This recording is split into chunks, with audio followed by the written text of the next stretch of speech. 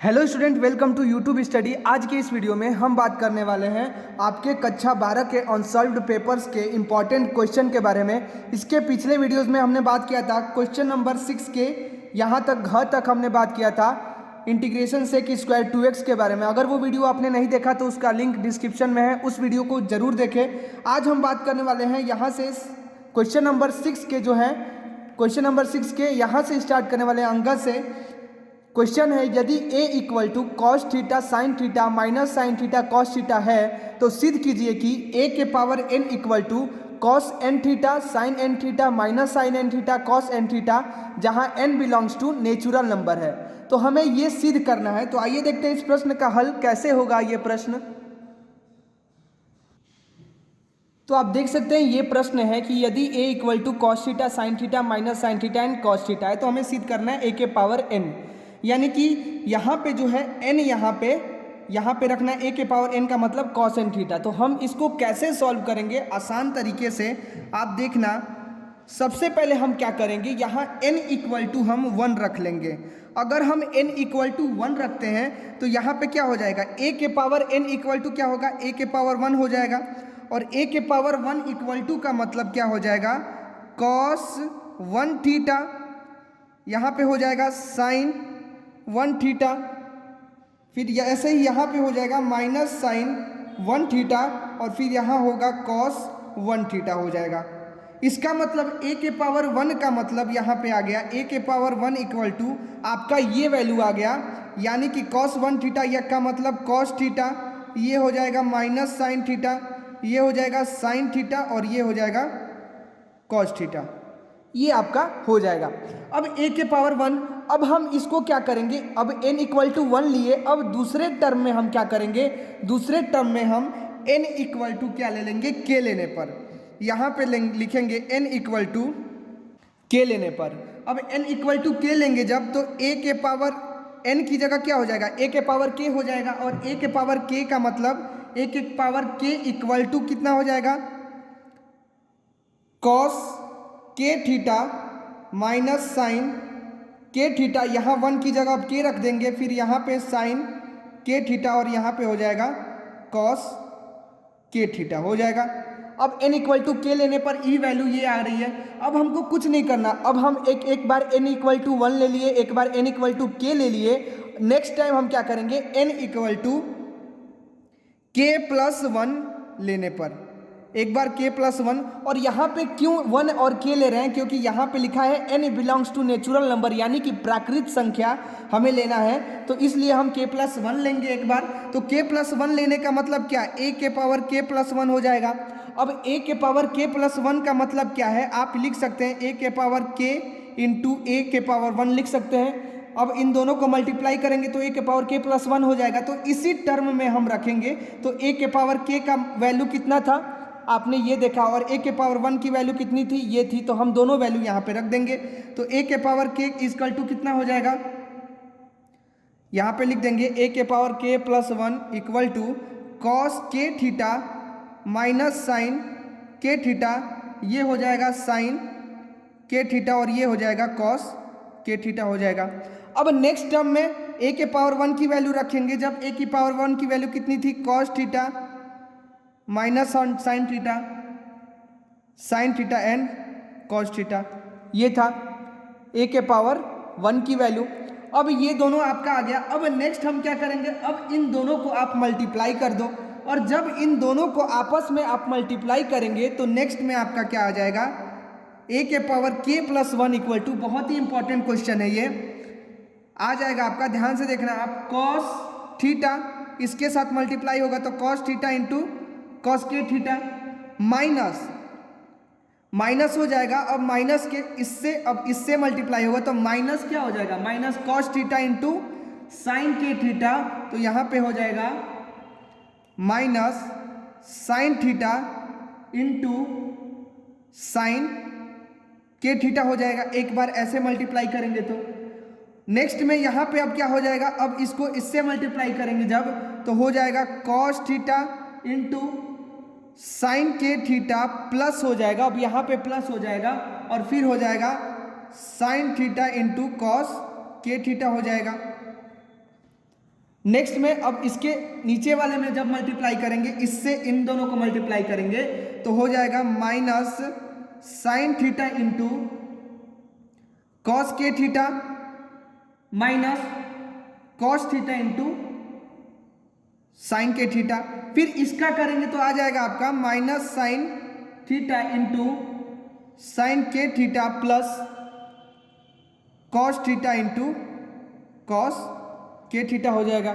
ठीक है, cos k theta. अब इसका क्या मतलब, अब cos theta k theta minus sine k theta, यानी कि cos A into cos B minus sine A into sine B के फॉर्म में है। आप लोगों को फॉर्मूला पता है कॉस ए इंटू बी का, तो क्या हो जाएगा, ये हो जाएगा आपका कॉस के प्लस वन थीटा, इसका करेंगे तो, और इसका जब करेंगे तो हो जाएगा माइनस साइन के प्लस वन थीटा, और इनका क्या हो जाएगा साइन के प्लस वन थीटा, और ये हो जाएगा आपका कॉस के प्लस वन थीटा।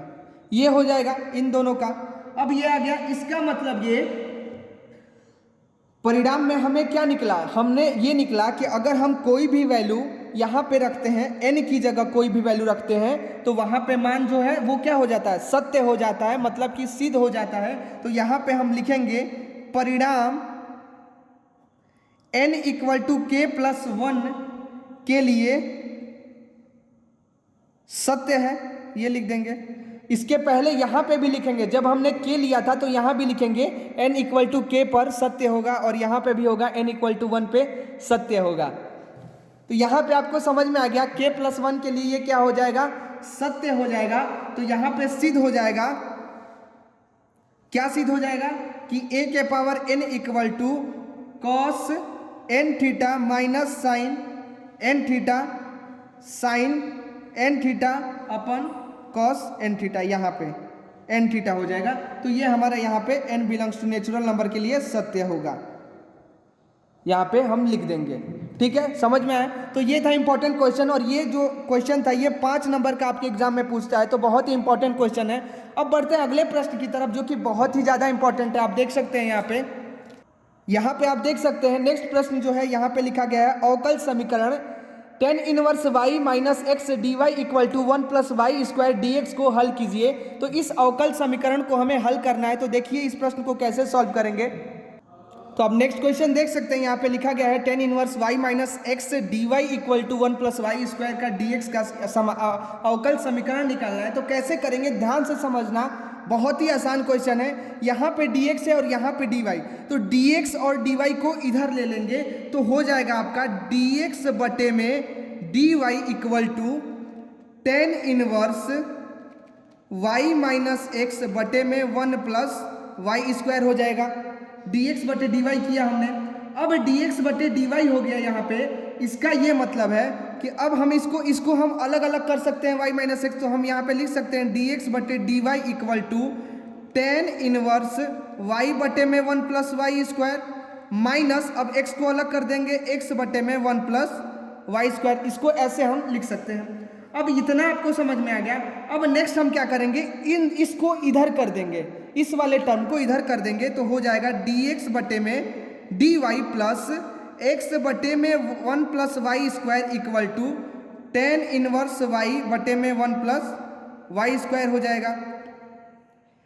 इसके बाद हम नेक्स्ट में क्या करेंगे, अब आपको यहाँ पे कुछ समझ में आ रहा है कि ये कैसा समीकरण बन रहा है। तो यहाँ पे आपको समझ में आ गया कि ये जो बन रहा है, ये यहाँ पे लिख देंगे, ये रैखिक समीकरण बन रहा है, ये रैखिक समीकरण बना है। अब रैखिक समीकरण बना है तो रैखिक समीकरण का क्या फॉर्मूला होता है, dx बटे में dy प्लस कैसे बनता है, px y equal to q x होता है। यही तो होता है रैखिक समीकरण, और इसी के टर्म में ये वाला है, ये वाला समीकरण है। तो अब आपको ये समझ में आए, तो यहाँ पे px की जगह क्या है, आप लिख दो यहाँ पे px इक्वल टू वन बटे एक वन प्लस वाई स्क्वायर, और qx क्या है आपको यहाँ पे दिख रहा है tan इनवर्स y बटे में वन प्लस वाई स्क्वायर है। ये आपको दिख रहा है px और qx हमने लिख लिया। अब यहाँ पे आपको px qx मिल गया, और आप लोगों को ये भी पता है कि समाकलन गुणांक क्या होता है। तो समाकलन गुणांक मैं पहले लिख देता हूँ, समाकलन गुणांक होता है आपका ई के power integration p x d y होता है, ये आप लोगों को पता है। ई के इंटीग्रेशन, ई के पावर में इंटीग्रेशन है पी एक्स डी वाई होता है। अब इसको हम क्या करेंगे, अब समाकलन गुणांक आपका ये हो गया पी एक्स डी एक्स हो जाएगा, यहाँ पे डी वाई नहीं डी एक्स हो जाएगा, पी एक्स डी एक्स हो जाएगा यहाँ पे। अब इसका ये मतलब है कि पी एक्स की जगह क्या है 1 प्लस वाई स्क्वायर, यानी कि ई के power 1 plus 1/1 plus y square हो जाएगा इंटीग्रेशन में। अब ये आ गया, और आपको आई एफ पता है समाकलन गुणांक यानी कि आई एफ आपको पता है। ई के पावर ये क्या हो जाएगा 1/1 प्लस वाई स्क्वायर को हम क्या लिख सकते हैं ई के पावर tan इनवर्स वाई, क्योंकि 1/1 प्लस वाई स्क्वायर का जो अवकलन होता है वो क्या होता है tan इनवर्स वाई होता है, तो हमने ये लिख लिया। अब इसका ये मतलब है कि अवकलन समीकरण को जब हम हल करेंगे तो क्या हो जाएगा, ध्यान से समझना आप, नेक्स्ट में हो जाएगा। अब अवकलन समीकरण का हल क्या होता है, आई एफ के साथ x इंटू आई एफ होता है equal to integration I F into q और डी वाई होता है। आप लोगों को पता है, ये इंटीग्रेशन आपको पता है। और यहाँ पे x इंटू आई एफ की जगह क्या है ई के पावर tan इनवर्स वाई, और q यहाँ पे रख देंगे, QX का मान यहाँ पे QX का मान यहाँ पे जो है उसको रख देंगे, तो कितना हो जाएगा, ध्यान से समझना, x इंटू ई के पावर tan इनवर्स वाई हो जाएगा, इसकी वैल्यू हमने रख दिया। इंटीग्रेशन आई एफ कितना हो जाएगा आपका tan इनवर्स QX हमने रख देंगे। अब QX की वैल्यू रखेंगे जब, तो यहाँ पे कितना हो जाएगा tan इनवर्स y बटे में 1 प्लस वाई स्क्वायर हो जाएगा। और अब IF की वैल्यू कितनी है e के power tan inverse y dy हो जाएगा। इतना समझ में आया आपको। अब हम क्या करेंगे, अब नेक्स्ट स्टेप में हम क्या करेंगे, यहाँ पे आप देख रहे हैं यहाँ भी tan इनवर्स y है, यहाँ भी tan इनवर्स y है, और यहाँ भी tan इनवर्स y है। तो यहाँ पे tan इनवर्स y की जगह हम क्या मान लेंगे, tan इनवर्स y की जगह हम मान लेंगे t। तो जैसे ही tan इनवर्स y की जगह, तो अब यहाँ पे tan इनवर्स y की जगह क्या हो जाएगा t हो जाएगा, यहाँ भी t और यहाँ भी t हो जाएगा। तो आपका समीकरण हो जाएगा जो वो हो जाएगा, अब tan inverse y equal to t हो जाएगा, यानी कि वह 1/1 प्लस वाई स्क्वायर, जब इसको आप समाकलन करेंगे तो कितना हो जाएगा dy इक्वल टू dt हो जाएगा, यानी कि dy dt बटे dy इक्वल टू कितना हो जाएगा 1/1 प्लस वाई स्क्वायर। अब इसकी जगह tan इनवर्स y की जगह हम क्या करेंगे t रख देंगे। तो ध्यान से देखना आप, हो जाएगा आपका नेक्स्ट स्टेप में x इंटू ई के power t equal to tan inverse y बटे में 1 plus y square equal to क्या है dt है। तो dt आपका ये बचा हुआ है, तो यहाँ पे क्या हो जाएगा t इंटू ई के पावर ये क्या है ये t हो जाएगा, e के पावर ये क्या हो जाएगा e के पावर t, तो t इंटू ई के पावर t और dt हो जाएगा। समझ में आया।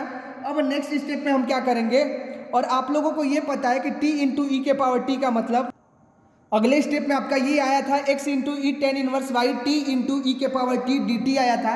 अब एक बात देखो, यहाँ पे ये क्या है मल्टीप्लिकेशन में है, यानी कि गुणा में है। और आप लोगों को पता है कि आपको अवकलन कैसे निकालना है, अगर कोई भी u इंटू v dx रहता है तो क्या हो जाता है आपका, पहले u बाहर हो जाएगा, फिर v का dx, v का अवकलन, फिर माइनस यहाँ पे हो जाएगा, फिर d by D x u into integration v dx, और इन सब का dx होता है, ये होता है। और इसी के आधार पे हम क्या करेंगे, इसको रखेंगे।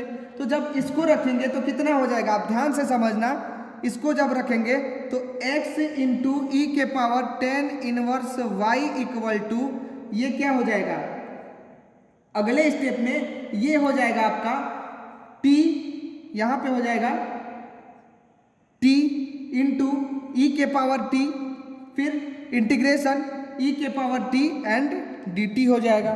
ठीक है। अब इसको जब हम हल करेंगे तो आ जाएगा आपका, अब t का इंटीग्रेशन कितना हो जाएगा e के पावर t, और यहाँ पे ये हो गया। तो अब x इंटू ई के power tan inverse y t माने थे, तो x इंटू ई के पावर t इक्वल टू ये हो जाएगा आपका ब्रैकेट में t इंटू ई के पावर टी माइनस ई के पावर टी प्लस सी हो जाएगा। जब इसका इंटीग्रेशन करोगे तो e के पावर x का इंटीग्रेशन e के पावर x ही हो जाता है और t का t हो जाएगा, यहाँ पे t इंटू ई के power t minus t plus c हो जाएगा। अब यहाँ पे क्या हो जाएगा, x इंटू ई के पावर टी इक्वल टू ई के पावर टी को कॉमन ले लो आप, तो ई के power t t minus one plus c हो जाएगा, इससे ये कट जाएगा। तो आपका आंसर क्या आ गया, x equal to t minus one plus c, यानी कि t हमने क्या माना था, t हमने माना था tan इनवर्स y माना था, तो t की जगह tan इनवर्स y रख देंगे। तो आपका जो होगा समीकरण आ जाएगा x equal to tan inverse y minus one plus c. तो ये आपका हल हो जाएगा, यही आपका आंसर हो जाएगा। समझ में आया? तो बहुत ही आसान प्रश्न था, 5 नंबर का ये एग्जाम में पूछा है। अब बढ़ते हैं अगले प्रश्न की तरफ, जो कि बहुत ही ज़्यादा इंपॉर्टेंट है। आप देख सकते हैं अगला प्रश्न जो है ये क 7वें का क, ये लिखा है कि निम्नलिखित समीकरण 3x minus 2y plus 2z equal to 8 2x plus y minus z equal to 1 तथा 4x minus 3y plus 2z equal to 4 को अव्यूह विधि से हल कीजिए। तो इसको किस विधि से हल करना है, यहाँ पे साफ साफ लिखा गया है अव्यूह विधि से यहाँ पे हल करना है। तो चलिए देखते हैं इस प्रश्न का हल कैसे होगा। तो ये आपका समीकरण दिया हुआ है, इसको अव्यूह विधि से हल करना है। तो सबसे पहले हम अव्यूह विधि से कैसे करेंगे, हम यहाँ पे लिखेंगे a इक्वल टू, पहले क्या हो जाएगा 3 2 4, ये हो जाएगा -2, ये हो जाएगा 1, ये -3 है तो -3 लिख देंगे। उसके बाद इसको लिखेंगे, ये कितना है 2, फिर -1 और फिर 2 हो जाएगा। अब नेक्स्ट में ये क्या बचा 8 1 4, तो इसको अलग में लिखेंगे अव्यूह में 8 1 4। ऐसा ही है सेम, ऐसे ही अव्यूह विधि से हल करना है। अब इस नेक्स्ट स्टेप में हम इसको कैसे हल करेंगे, आप देखो ये R1 है, ये R2, ये R3, ठीक है। तो अब क्या करेंगे R1 माइनस R2, R1 हम यहाँ पे लिखेंगे R1 माइनस अगर R2 कर दे, और साथ में R3, अब देखें आप R3 में हम क्या करेंगे R3 माइनस 2 इंटू R2 कर दें, ठीक है। तो अब देखो स्टेप में क्या चेंजिंग आएगा, यहाँ पे देखना R1 माइनस R2 करेंगे तो 3 में से 2 क्या करेंगे घटाएंगे, तो 3 में से 2 घटाएंगे तो कितना हो जाएगा 1, फिर -2 और फिर -1 करेंगे तो -2 और -1 कितना हो जाएगा -3, फिर 2 -1 ये कितना हो जाएगा 3 हो जाएगा, 3 लिख देंगे यहाँ पे, ठीक है। अब यहाँ पे R2 हम क्या करेंगे वैसे लिख देंगे 2 1 -1। अब R3 को आप देखो, R3 -2 इंटू R2 करना है, तो 4 - 2 इंटू 2 इंटू 2 करेंगे R2 में से, तो 4 - 4 कितना हो जाएगा 0। अब यहाँ पे R3 -3 और -2, -3 और -2 कितना हो जाएगा -5 हो जाएगा। फिर 2 माइनस प्लस 2, तो 2 - 2 करेंगे तो कितना हो जाएगा 0 हो जाएगा यहाँ पे। और ये ऐसे इसको भी करेंगे तो 8 में से 1 गया, कितना बचा 7, इसको वैसे रख देंगे, और 4 - 2 कितना हो जाएगा 2 हो जाएगा। R3 - 2 इंटू R2, समझ में आया।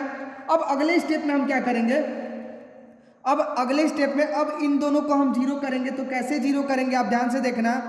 R2 हम लेंगे, R2 में हम R2 माइनस 2 R1 कर देंगे।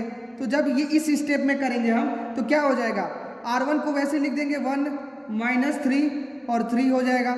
R2 को चेंज करना है, तो R2 को जब हम करेंगे तो 2 - 2 R1 कितना हो जाएगा 2 - 2 0 हो गया।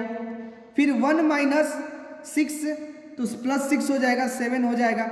ऐसे इसको करेंगे तो कितना हो जाएगा -7 हो जाएगा, और इसको वैसे लिख देंगे।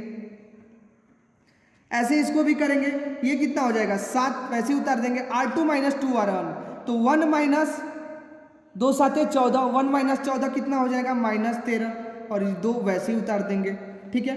अगले स्टेप में हम क्या करेंगे, आप देख रहे हो इसमें भी 7 है, इसमें भी 7 है, इस 7 को हटा दे तो हम 1 1 कर दे रहे हैं। तो हम क्या करेंगे R2 में R2 डिवाइड 7 कर दें। तो अगर R2 डिवाइड 7 कर देंगे तो आप ध्यान से देखना क्या हो जाएगा नेक्स्ट स्टेप में 1 - 3 और 3 वैसे लिख देंगे 0, 7 भागे 7 1 हो जाएगा, -7 भागे 7 -1 हो जाएगा। ये कितना हो जाएगा 0 -5 और 0। और ये कितना हो जाएगा आपका 7, ये हो जाएगा -13/7 और 2, R2 भागे 7 हमने किया है। अगले स्टेप में हम क्या करेंगे, अब R1 में हम क्या करेंगे, अगर इनको कर दें तो R1 प्लस अगर 3R2 कर दें तो नेक्स्ट स्टेप में हमारा ये 0 हो जाएगा।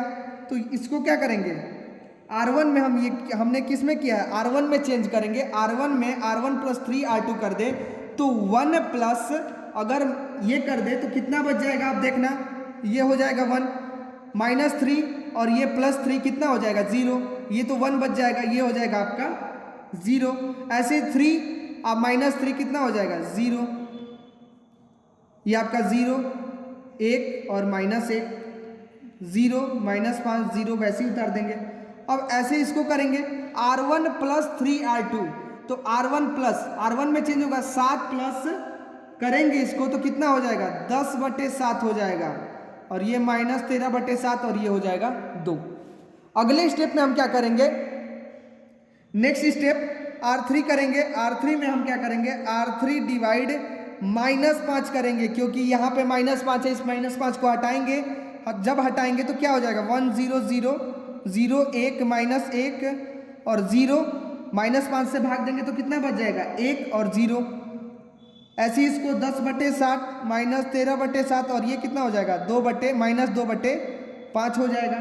ठीक है, अब नेक्स्ट स्टेप हम कैसे करेंगे, नेक्स्ट स्टेप में हम क्या करेंगे R2 में से R3 को घटा देंगे। तो आप देखिए नेक्स्ट स्टेप में हम क्या करेंगे, R2 लेंगे और R2 माइनस R3 करेंगे जब तो आपका क्या बन जाएगा, यहाँ पे R2 माइनस R3 करेंगे तो इसको जब घटाएंगे R2 माइनस R3 तो 1 - 1 करेंगे 0, इसको भी करेंगे तो 1 - 0 हो जाएगा। आपका क्या बच जाएगा, ध्यान से देखना आप, ये बच जाएगा 1 0 0, ये हो जाएगा 0 0 -1 और ये हो जाएगा 0 1 0 हो जाएगा। इसको भी करेंगे तो कितना हो जाएगा 10/7। वैसे ये R2 माइनस R3 करना है, ये हो जाएगा -51/35 और ये हो जाएगा -2/5 हो जाएगा। अब नेक्स्ट स्टेप में हम क्या करेंगे, यहाँ पे देख रहे हैं R2 माइनस, ये R2 क्या है, ये माइनस है तो इस माइनस को पहले हटाएंगे तो क्या करेंगे R2 में -R2 से मल्टीप्लाई कर दें। तो जब मल्टीप्लाई करेंगे हम तो ये हो जाएगा 1 0 0, ये हो जाएगा 0 0 1 और ये हो जाएगा 0 1 0। ऐसे इसको 10/7 51/35 और ये हो जाएगा -2/5 हो जाएगा।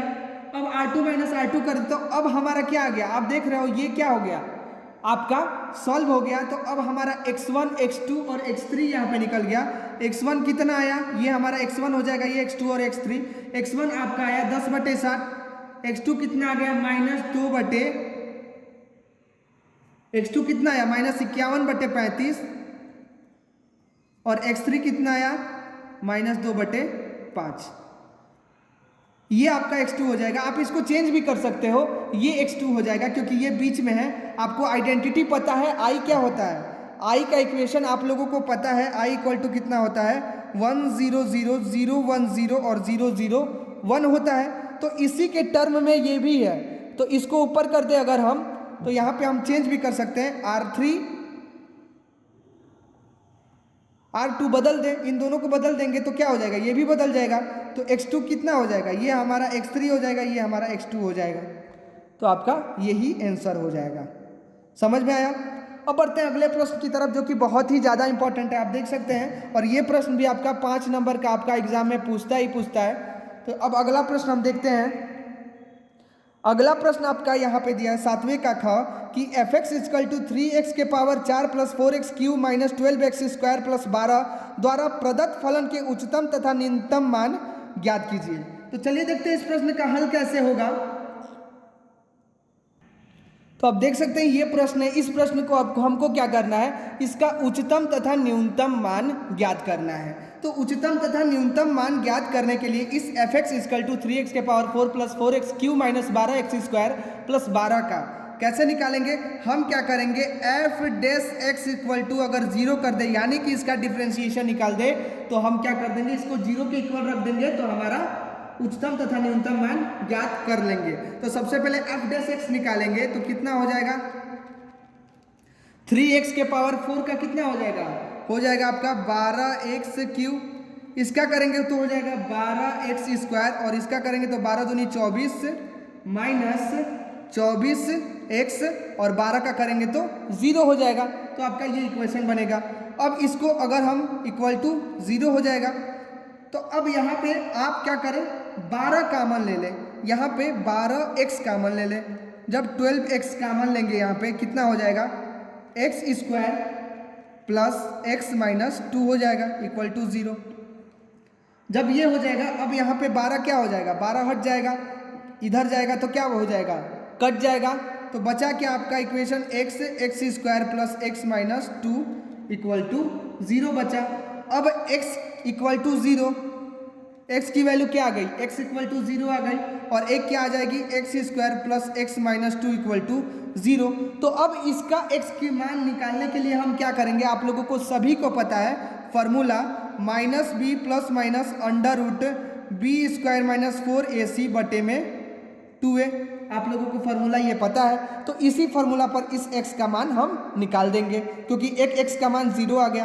तो इसका जब हम निकालेंगे तो क्या हो जाएगा, आप ध्यान से देखना, x की जगह क्या है, यहाँ पे माइनस बी की जगह 1 है, तो क्या हो जाएगा -1 प्लस माइनस अंडर रूट 1 का स्क्वायर माइनस 4 इंटू 1 इंटू 2 हो जाएगा बटे में 2a। a कितना है, 1 है, तो 2 इंटू 1 हो जाएगा। अब इसको जब सॉल्व करेंगे तो कितना हो जाएगा, ध्यान से देखना आप, ये हो जाएगा -1 plus minus under root 1 minus 8, और ये कितना हो जाएगा बी स्क्वायर, ये भी तो है -2, ये -2 है, तो 1 प्लस 8 हो जाएगा, 1 प्लस 8 बटे में 2 हो जाएगा। इसका मतलब -1 प्लस माइनस अंडर रूट 9 बटे में 2। अब 9 बटे के 2 मतलब कि -1 प्लस माइनस 3 बटे में 2। तो एक बार घटाएंगे एक बार जोड़ेंगे, तो -1 -3 करेंगे तो x इक्वल टू कितना हो जाएगा, -4 बटे 2 यानी कि -2, और एक बार करेंगे तो प्लस करेंगे तो कितना हो जाएगा, x इक्वल टू 2 बटे 2 यानी कि 1 हो जाएगा। तो आपका x की वैल्यू कितना है, एक तो -2 आ गया, एक 1 आ गया। इसका ये मतलब है कि x square plus x minus 2 equal to 0। एक तो इस विधि से हमने कर दिया, -2 और 1 ला दिया। इसको हम क्या लिख सकते हैं, x प्लस 2 और x माइनस 1 भी लिख सकते हैं इक्वल टू 0। ऐसे भी हम, अगर ऐसे भी हम करें तो ऐसे क्या माना जाएगा, x equal to 0, x plus 2 equal to -2 ये वाला, और x माइनस 1 इक्वल टू 1, ऐसे भी हम कर सकते हैं। अब इसका ये मतलब है, अब उच्चतम और न्यूनतम मान ज्ञात करने के लिए आप लोगों को क्या करना पड़ेगा, एक लाइन बना लो माइनस इन्फिनेटिव से इन्फिनेटिव। अब उच्चतम मान किस पे होगा, ये -2 है, एक वैल्यू आया 0 और एक वैल्यू आया 1, यही वैल्यू हमारा आया है। तो उच्चतम किस पे होगा, न्यूनतम पहले तो हम ये जानते हैं, अगर -2 से कम वैल्यू रखते हैं यहाँ पे तो क्या वैल्यू आता है वो चेक करेंगे। -2 और 0 के बीच में अगर वैल्यू रखते हैं तो क्या मान आता है, और 0 और 1 के बीच में मान रखते हैं तो क्या मान आता है, और 1 से इन्फिनेटिव के बीच में मान रखते हैं तो क्या आता है, उच्चतम आता है, न्यूनतम आता है, ऐसे हम ज्ञात करेंगे। तो सबसे पहले हम क्या करेंगे, यहाँ पे ध्यान से समझना आप, हमारा क्या आया था, f dash x equal to कितना आया था, 12x cube plus 12x square minus 24x आया था। तो हम क्या करेंगे, -2 से कम, हमने यहाँ पे बताया था अभी कि एक माइनस इन्फिनेटिव से इन्फिनेटिव लेना है, एक -2 फिर 0 और 1, तो -2 से कम यानी कि x इक्वल टू अगर हम -3 रखते हैं तो वैल्यू कितनी आती है आप देखना, 12 इंटू -3 के पावर क्यूब, x की जगह -3 रख देंगे, प्लस 12 इंटू -3 के power square plus minus 24 into -3 रखेंगे, तो वैल्यू कितनी आ जाएगा, ये आ जाएगा 3 3 9 3 27, इससे मल्टीप्लाई करेंगे तो आ जाएगा -324, अब इससे आ जाएगा 108 प्लस 108 और फिर प्लस 72 हो जाएगा, यानी कि कुल मिला के इसको करेंगे तो कितना आ जाएगा, -324 प्लस 180, इसको घटा देंगे तो आ जाएगा आपका -144। तो ये क्या आएगा, ये -2 से 0 तक लेंगे तब होगा। अब क्या करेंगे अब आपका ये माइनस में आया, यानी कि अब हम क्या करेंगे, -2 से 0 तक लेंगे। तो जब -2 से 0 तक लेंगे यहाँ से यहाँ तक, तो x इक्वल टू क्या रखेंगे, -1 रखेंगे। जब x इक्वल टू माइनस रखेंगे तो 12 इंटू -1 के पावर क्यूब प्लस 12 इंटू -1 के पावर स्क्वायर -24 इंटू -1 हो जाएगा। कितना हो जाएगा, -12 प्लस 24 हो जाएगा, यानी कि 24। तो आप यहाँ पे देख रहे हैं कि यहाँ पे निगेटिव वैल्यू और यहाँ पे कितनी आई, पॉजिटिव वैल्यू आई। अब हम यहाँ पे ये समझ में आया हमारा कि जो हमारा ये बनाया था हम लाइन, जो माइनस इन्फिनेटिव से इन्फिनेटिव था, यहाँ पे अगर -2, 0 और 1 रखते हैं तो -2 से अगर कम लेते हैं हम यहाँ पे, तो हमारा वैल्यू क्या आया था, माइनस आया था। यहाँ पे माइनस आया था। -2 से और 0 के बीच में लेंगे तो यहाँ पे क्या आया था, प्लस आया था। ठीक है, अब 0 से क्या लेंगे, 1 के बीच में, तो 0 से 1 के बीच में लेंगे जब, यानी कि क्या लेंगे, 0.5, 0.8 कुछ भी समथिंग लेंगे, तो हमारा फिर से वैल्यू क्या आएगा, माइनस ही आएगा। आप चेक कर लेना एक बार, अगर x इक्वल टू हम क्या लिखते हैं 0.8 ले ले तो हमारा वैल्यू माइनस ही आएगा। और अगर हम 1 से ज़्यादा ले लें, यानी कि x 1 से इन्फिनेटिव के बीच में अगर हम लेते हैं, यानी कि x इक्वल टू 2 या 3 कुछ भी ले ले, तो हमारा वैल्यू क्या आ जाएगा, पॉजिटिव आ जाएगा। यहाँ पे आप चेक करोगे तो इससे ये पता चला कि जो हमारा नंबर लाइन है, यानी कि -2 पे हमारा क्या हो जाएगा, न्यूनतम हो जाएगा वैल्यू, 0 पे क्या हो जाएगा, उच्चतम हो जाएगा, और 1 पर -2 से और 0 के बीच में क्या हो जाएगा, उच्चतम, और फिर 0 से 1 के बीच में न्यूनतम, और 0 से इन्फिनेटिव के बीच में उच्चतम हो जाएगा। ये समझ में आया। तो हमारा स्थानीय उच्चतम मान क्या हो जाएगा, क्योंकि आपके क्वेश्चन में पूछा है स्थानीय उच्चतम मान, तो स्थानीय उच्चतम मान हमारा 0 हो जाएगा, और स्थानीय न्यूनतम मान हमारा हो जाएगा +1 और -2। ये हो जाएगा, +1 पर और -2 पे हमारा न्यूनतम मान हो जाएगा। तो इसका ये मतलब कि अगर हम f0 लेते हैं तो आ रहा है 12, f1 लेंगे तो 7, और f अगर -2 लेंगे तो कितना हो जाएगा, आपका -20 हो जाएगा। अगर आप ये वैल्यू आप रखते हैं तो ये आपकी आ जाएगा। तो सबसे अधिक मान किस पे बन रहा है, यहाँ पे लिख देंगे, सबसे अधिक मान f0 पर मिल रहा है, यहाँ पे लिख देंगे। तो हमारा उच्चतम और न्यूनतम मान निकल गया। तो ये था इंपॉर्टेंट क्वेश्चन, जो कि आपके एग्जाम में 5 नंबर का बहुत ही आसान प्रश्न है। बस थोड़ा सा दिमाग लगा के इस प्रश्न को हल करना है, बहुत ही आसानी से हो जाएगा। तो ऐसे ही प्रश्न, इंपॉर्टेंट प्रश्नों को देखने के लिए हमारे चैनल यूट्यूब स्टडी को तुरंत सब्सक्राइब करें और बेल आइकन दबा दें। मिलते हैं आपसे नेक्स्ट वीडियो में, तब तक के लिए धन्यवाद।